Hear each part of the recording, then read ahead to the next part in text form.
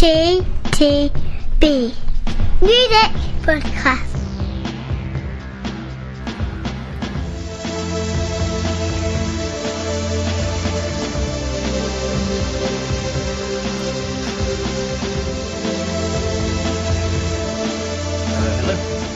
Hello. Welcome to the show. Oh, good. Let me just park that. That's very good. Yeah. Right. Apparently we already have, having just done the pre-podcast discussion. This seems going to be even more entertaining than usual. So, on this podcast... I'm going to do this more often. Yeah, on this podcast we are reviewing... Well, we're meant to be reviewing 6 albums, and we sort of both are. Unfortunately, they're not necessarily the same 6 albums. Right, the albums that we were supposedly meant to be reviewing this podcast are School of Seven Bells, SVIIB, Raitt Springfield Rocket Science, Jezabels, Synthia, Esperanza, Spaulding, Emily's De-Evolution, 1975, hang on, I didn't take a deep breath here, I Like It When You Sleep, where you're so beautiful yet so unaware of it, Yay! and Bonnie Raitt, Digging Deep. However, due to some confusion, when we drew up the original list for this, there was a different album on the list, an album which Pete has listened to and reviewed, and which we will get to round about Esperanza Spaulding. I love the way you've set that up so it's me that's actually made the error. Yeah, of course. But I digress. Yes. I digest. Right. Anyway, let's start with one that we were both in agreement that we were reviewing, and the fourth and one presumes final album from School of Seven Bells. For those who don't know, the co-member and guitarist of the band, Benjamin Curtis, died at the end of 2013 after a battle with T-cell lymphoma. And most people thought that was going to be it for the band, but it turned out that before his death, he and bandmate Alexandra De Heza had already begun working on material for a follow-up album to their 2012, I think it was, album Ghost Story, which was one of my favourite albums that year. I remember. And so this album is the final result of those songs the pair had worked on. Was it worth doing? Yes, definitely. I think one of my favourite albums, I think, so far this year.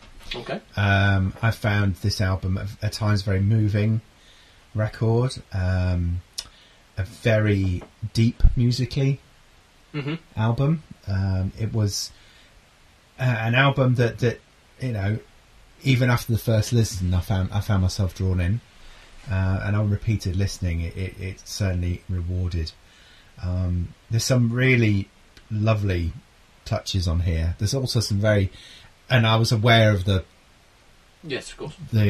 demise of Benjamin beforehand, so that gives it an added heartache listening to it, because you do sort of find yourself thinking, what could have been? But clearly, he's on this record. And he's on this record, even if he's not physically on the record, he's there as a presence. Yes, very much. And so. I think that really speaks to the surviving member of the duo in terms of how she's put this together.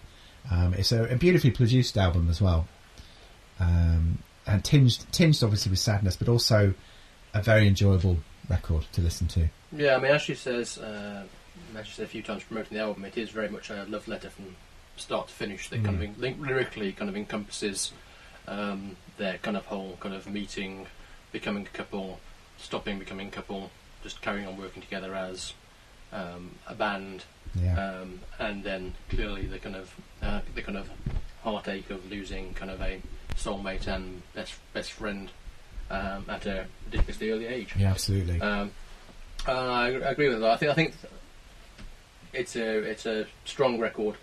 Possibly slightly stronger in its first half than second half, if I was being picky. Starts off with a blaze, which is just kind of perfect, kind of dreamy, ethereal School of Seven Bells, if you're a fan of the band or aware of their music. A blaze is very much on the money for what you'd expect to hear. You've got Open Your Eyes, which could be a huge hit single as far as I'm concerned. Yeah. And kind of one of those songs that if you picked any pop artist out there at the moment and said cover this song, it probably would be a hit. Very much of that kind of ilk of stuff. As the album goes on, particularly towards the end, as you might expect with the kind of journey and story it's telling, it gets kind of slightly darker and more ballady and slow. Quieter, so the last couple slower. of tracks, Confusion and This Is Our Time, particularly fit into that. This Is Our Time also has a kind of 80s sound, the 80s theme being one that no doubt will be a recurring one in this particular podcast. Yes, indeed. But yeah, I think it's a really good record as well. I really enjoyed the last track, actually. And I know the second half of the album does tend to, and you're right, we are being picky, does tend to feel less cohesive, but that final track, even though it does sort of feel put on at the end, I actually thought it was a really good album closer. Yeah, no, I still think it is a good album closer. Yeah. So, speaking of the 80s, speaking of the 80s, we go on to the 20th album from Rick Springfield. I should say up front here that I'm a long-standing fan of Mr. Springfield, and got into him in his 80s heyday, I suppose. Rick, for people that aren't aware of him, or already aware of him through Jesse's Girl, since most people probably know that, if nothing else, he was your kind of, particularly in the States, your BB, your Timberlake, your Drake of the 80s, classic kind of pin-up, good-looking bloke, writing kind of pop hits. And for me, the pleasing thing about this record is that whilst it's not kind of a classic, it's not kind of a record that's going to set the world alight, there's still plenty of evidence on the record that the man still knows how to write and construct good pop melodies and catchy hooks. So particularly on songs like near the start of the album, Down, The One and Best Damn Thing, particularly good stretch at the start.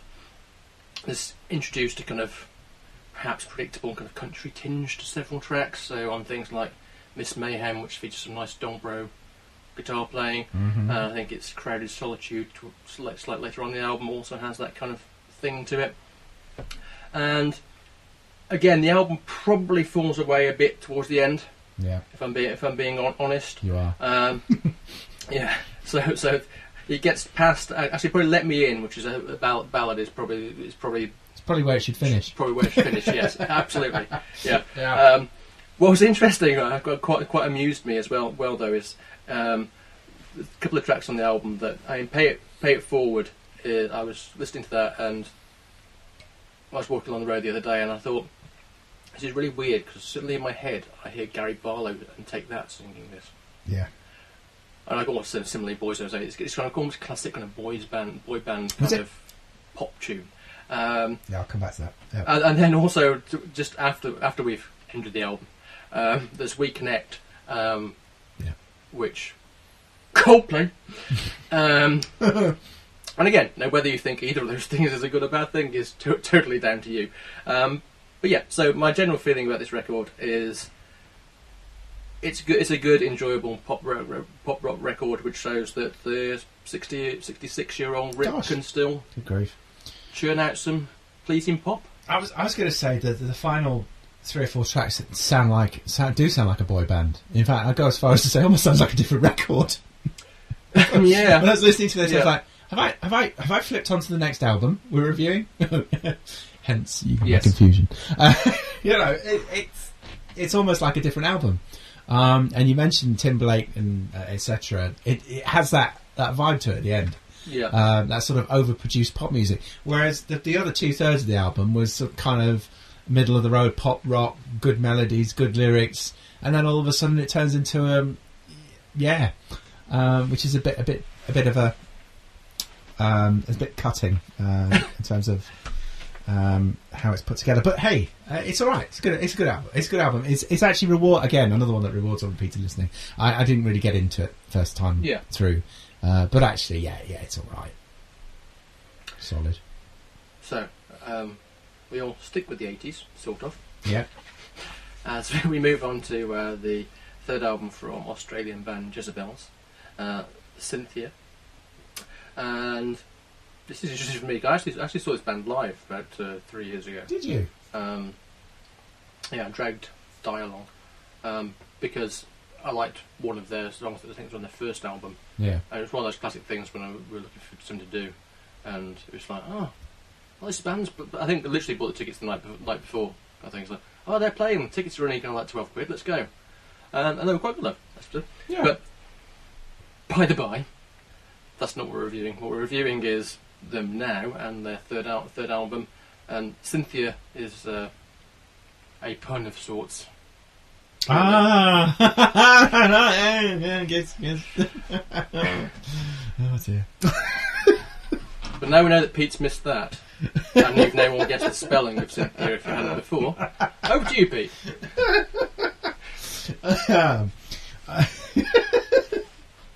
And you know what? I got the giggles when I first started listening to this record as well.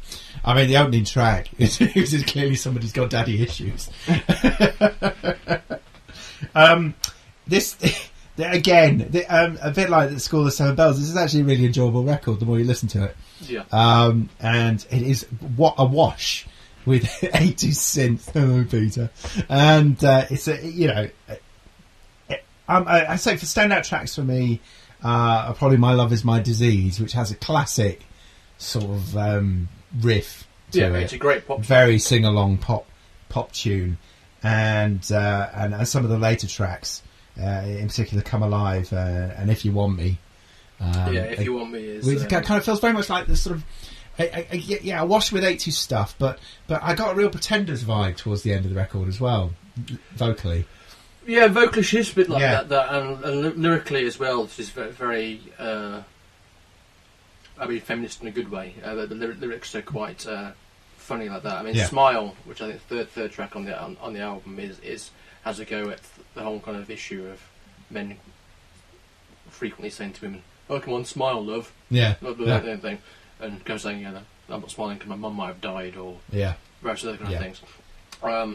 Although Smile is an interesting one because that's one of the handful of tracks from this album that I think could quite easily have been dropped into an album later on in the podcast. Indeed. Without skipping a heartbeat.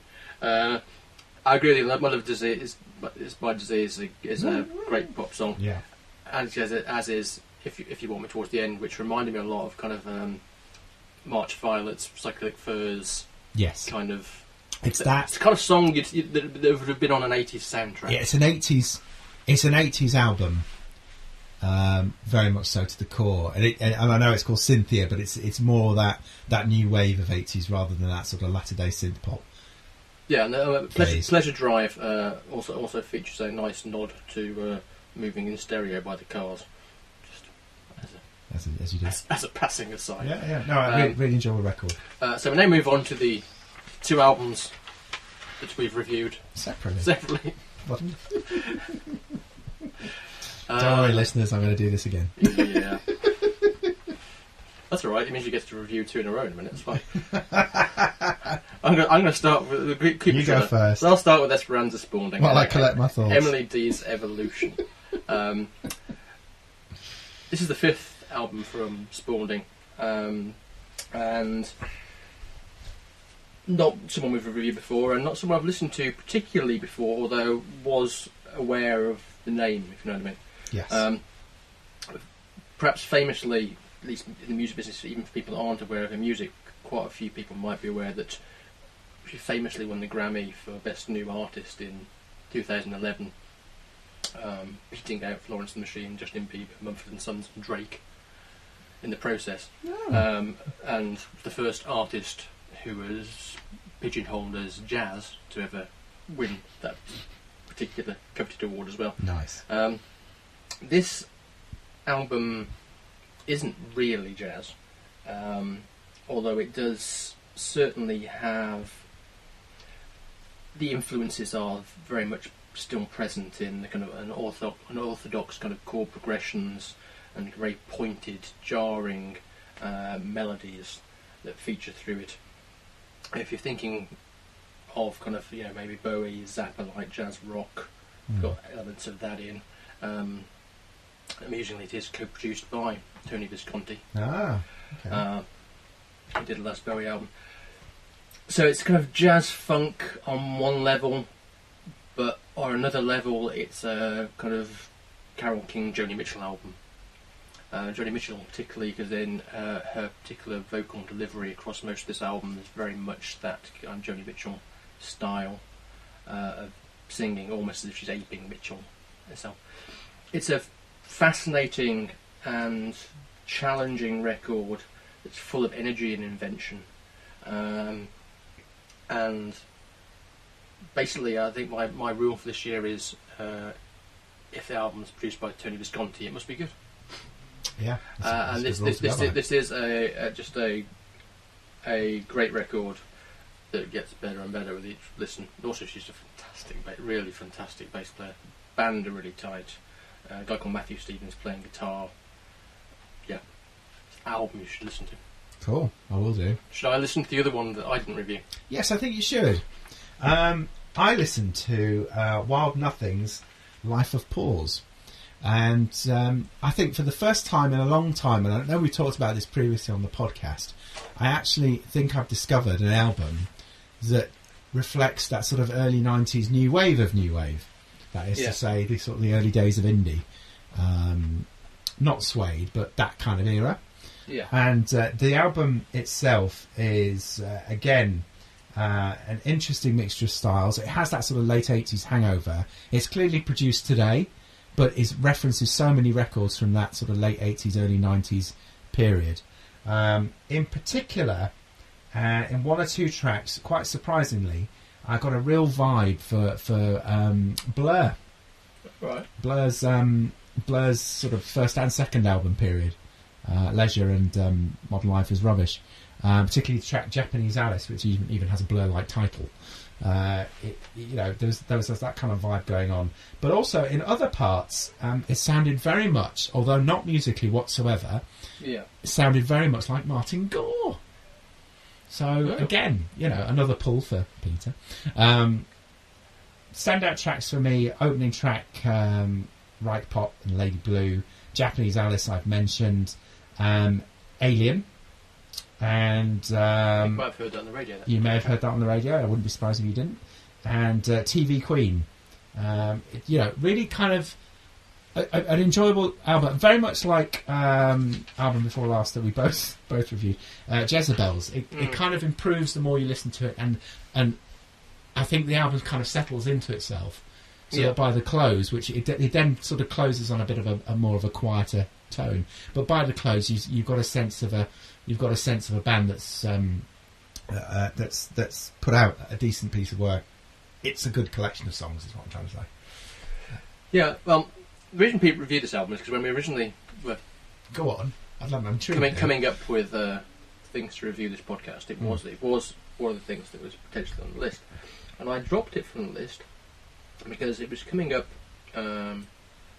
bizarrely on several things as being an album that was actually originally released in 2013. Aha!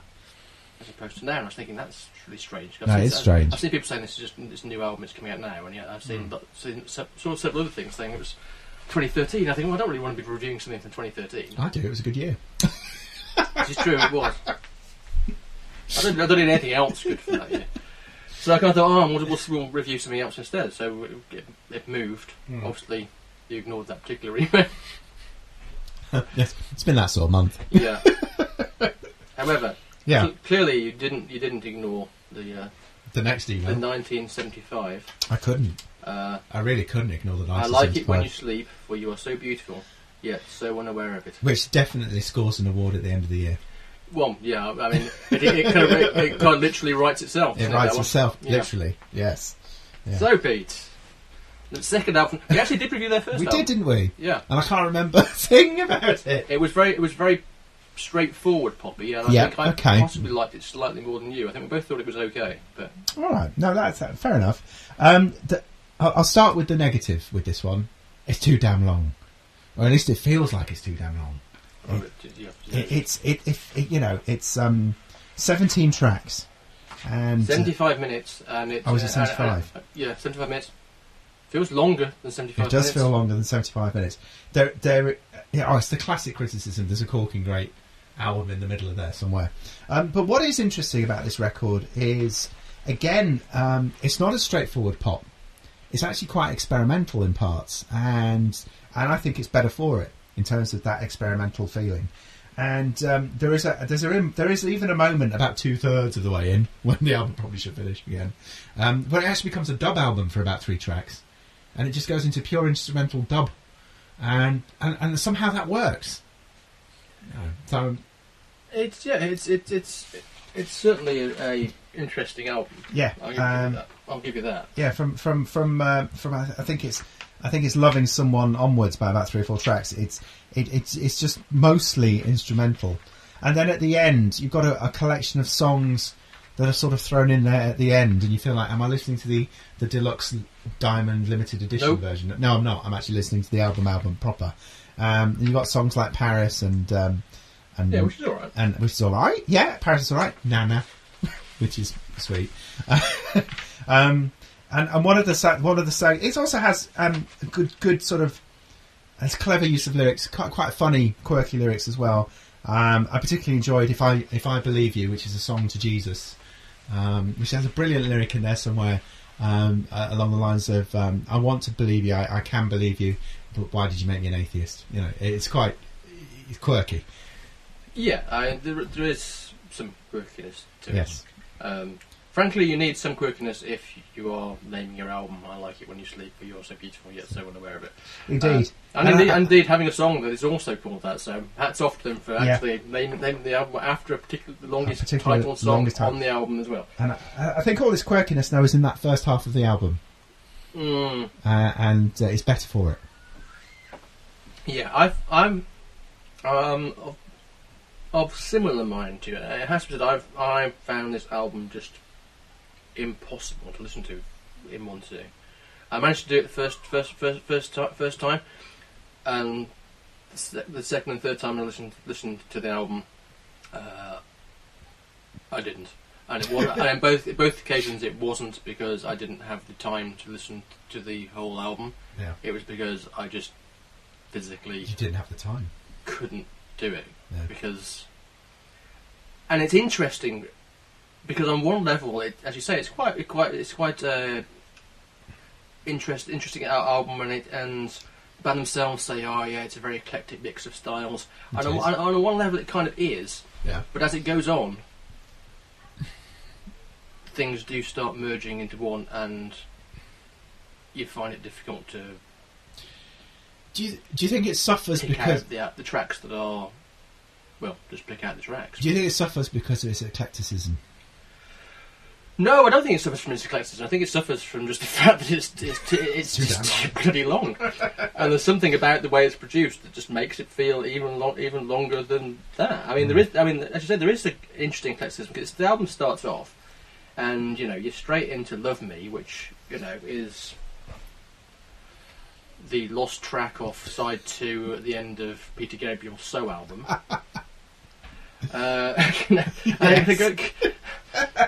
And it goes over there. They get change of heart when suddenly it's kind of Madonna, the "Crazy for You."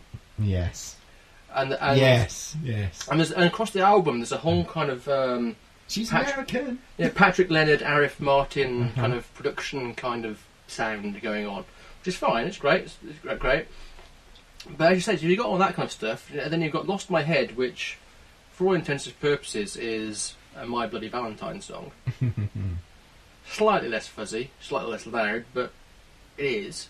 And then "The Sound," which is a great pop song, which I think is the current single. Yeah. And so there's a lot to like on the record. Yeah. But this is one of those occasions where I think I would literally just have to cherry pick out the songs that I like. It's like, well, and have on a separate playlist, because I can't imagine actually sitting down and listening to this whole album again. It's the classic. It's a classic. It's the album. It's the album for the digital generation. Sorry, let me try that again. Digital generation. There is your pick and choose album in there. There is.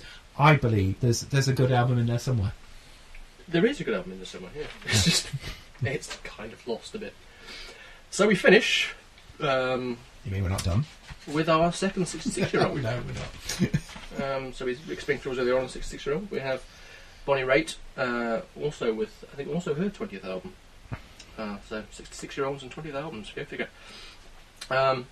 Similarly to Rick in some ways, an artist that for many years was probably kind of ignored mostly over in the UK, was very much someone that was highly thought of in the States and highly thought of in perhaps critical circles over here, less than your average puncher in the street kind of thing. But I think that's definitely changed over the last 10, 15 years or so. And on the strength of this album, you can kind of see why. It's a kind of, it's one of those kind of effortless records, and I mean that in a nice way rather than as a criticism. Very much a kind of old school and kind of R&B, and by that I mean traditional rhythm and blues as opposed to modern R&B. Great musicianship, some great heartfelt lyrics, solid singing, couple of interesting covers. So Shaking Shaking Shakes, which is a Lost Lobos song, and perhaps even more surprisingly, In Excess's Need You Tonight, which gets a total makeover, and suddenly thinking, it suddenly sounds like it always should have been this kind of bluesy R&B number as opposed to the way it sounds. What it was, in Excess. So there's a lot. I think there's a lot to like on this album. I managed to listen to it twice. Ran out of time. I probably will listen to it again because there was enough on it that's made me kind of think, this would be a nice kind of just kicking back and chilling kind of record. And I'm sure that if you're already a Raitt fan, that you'll rate this highly. Boom dish. Sorry, and I did just think of that. That wasn't pre-prepared. That's still no excuse though. Sorry. Okay. How do I top that?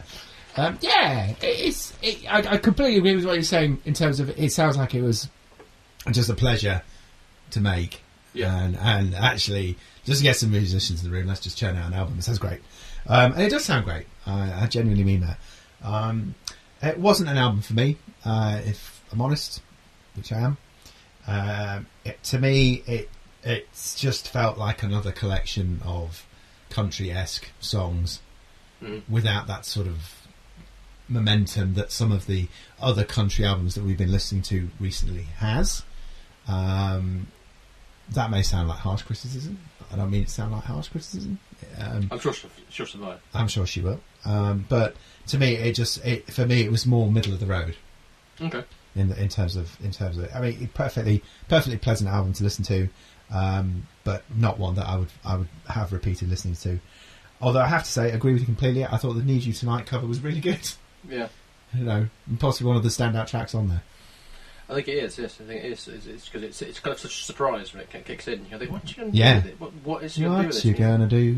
And you think, actually, okay, I see. Yeah, like it. Yeah. Actual cover that does.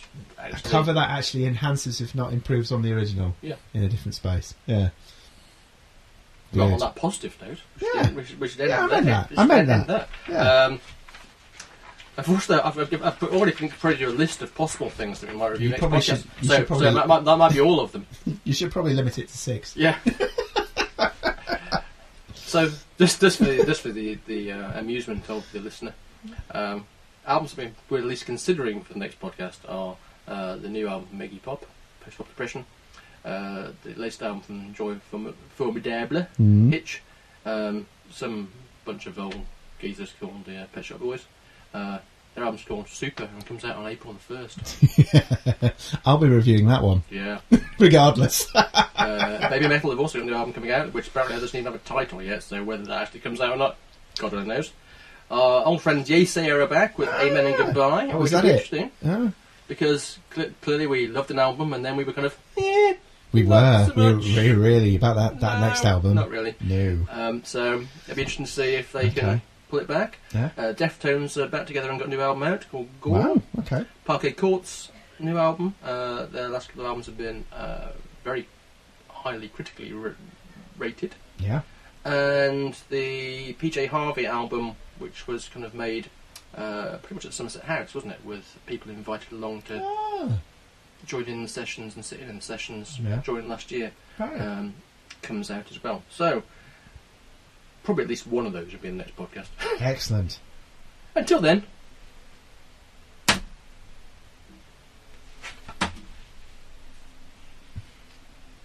There you go.